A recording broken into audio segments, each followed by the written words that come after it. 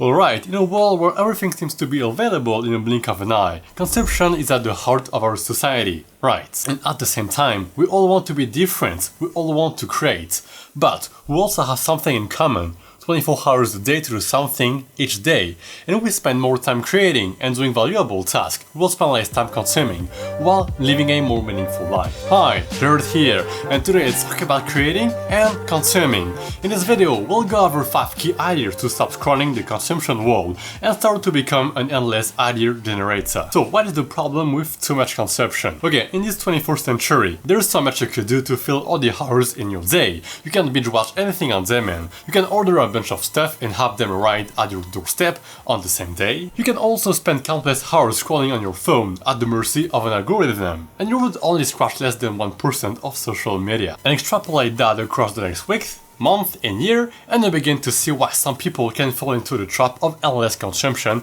and inactivity. We all have 24 hours a day, so let's use them to do something valuable for us, but also for others. When I say overconsumption, I usually mean social media, as it plays a huge part in our daily life. But not only that, it's also consuming too much of one thing that over the long term it becomes harmful. Take sugar, for example. Eating too much added sugar can have many negative health effects. Also, overconsumption of natural resources, as we are slowing but surely shrinking Earth's resources. Overconsumption means consuming resources that we cannot refill or that cannot sustain themselves at the rate we are consuming them. Ecosystems are unable to cope with excessive resource extraction, resulting in biodiversity loss and the deterioration of the natural world. Alright, so how to even start creating? Well, what I'm starting to notice more and more is that great things almost always start small. Most of us know that Richard Branson started the Virgin brand as a student magazine, but Virgin is just one of many examples which show that reality is counterintuitive.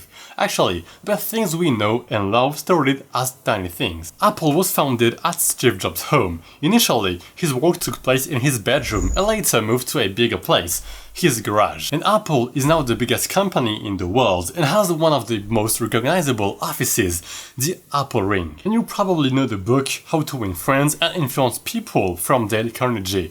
And well, this book started small. It was not even a book in the beginning, but simply short talks. After giving this talk for some time, Carnegie found that these attendees started discussing their experiences and some rules emerged. And eventually the talk became a course and there was a need for a textbook of sorts. And this is what he said about his talks. I prepared a short talk. I called it How to Win Friends and Influence People. It was short in the beginning, but soon it expanded to be a lecture that consumed 1 hour and 30 minutes. Okay, it is great to start, but it's even better to continue. And what if only small consistent actions over a long period of time have huge benefits? And this, my friends, is the power of compounding, or the snowball effect. The growth is almost non-existent in the beginning. But then, the compound effect kicks in and you start to see a huge difference. And the key takeaway from this should be to start investing early and think of the long-term gain. So, with that in mind, let's see how we could take advantage of the compound effect on a smaller scale. And to be honest, this radically changed the way I use my money each day. Alright, let's say you have $10 in your pocket. You have almost an unlimited amount of possibilities.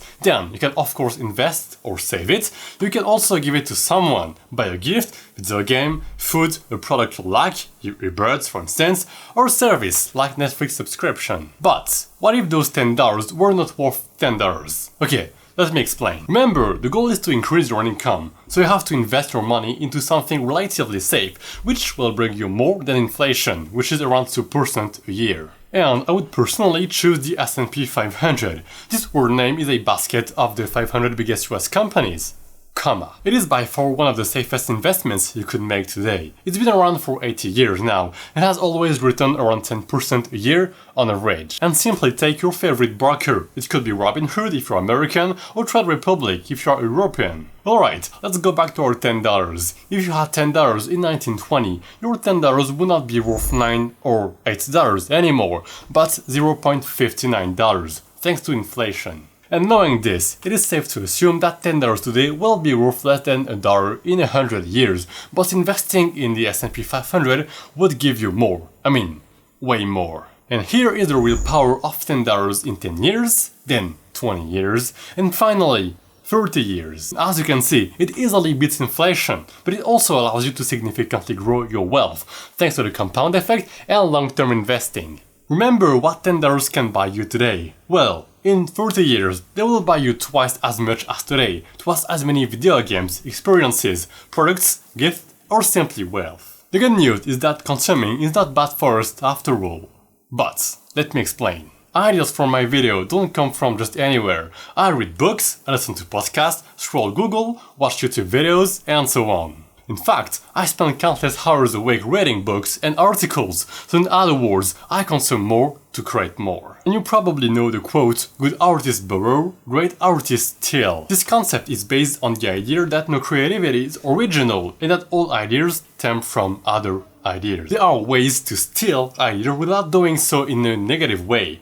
Good theft means honoring, studying, creating, and transforming ideas. This is opposed to bad theft, which means degrading, plagiarizing, eliminating, and ripping off ideas. And this is why we study history, constantly try to understand what has successfully been done before, and find out how that idea can apply to our situation. So, steal the idea, I guess. But how to effectively steal those ideas to repurpose them later. And this, in fact, brings us to the last key idea of this video, which is to keep a journal. And that seemed like a redundant, repetitive, and boring task to do every day that we were doing when we were younger, right? But this in fact is highly powerful, and just make it extremely simple. Take a pen, your phone, but it can be distracting, and a piece of paper, and write down anything you have in mind for the day. It can be what happened to you today, a dream that you successfully remember, because personally I don't, something you're grateful for, and so on. And first, it helps me track my habits. Whether I want to change something or just simply know how consistent I am in life, journaling is by far the best way to help me. For now, I add a big icon on my calendar when I successfully hit the gym, and I do so every 2 days or 3 days. I would recommend drawing a huge red cross on your calendar to make it as visible as possible also. And secondly, it helps me track my progression towards something new in the long term. Whether it is having a new hobby, a hard task, or simply my investing portfolio, I would say that this is highly rewarding, especially if you are struggling or think that you don't progress. For the past year and a half, I've consistently tracked my stock portfolio, for instance. And thirdly, it helps me tell my own story. When something happens in my daily life, for just a 5-minute moment, I write it down. I try to write the story of that event, which creates wonderful and vivid memories for me and my future. And I would recommend the book Storyworthy. If you're struggling with storytelling and how to tell your own story, well, this book will be a game changer for you. I want to remember my own story. I want to see what I've been able to change and what I didn't. I want to see where I've started and where I'm going tomorrow, in a year, 5 years, and so on. And if you have enjoyed this video, then you will like this one, where I talk about how I efficiently take notes from everything I read. Or this one, where I talk about how to become better with small changes. Thanks so much for watching. Feel free to leave a comment down below, subscribe if you want to see more, and as always, I will see you in the next one.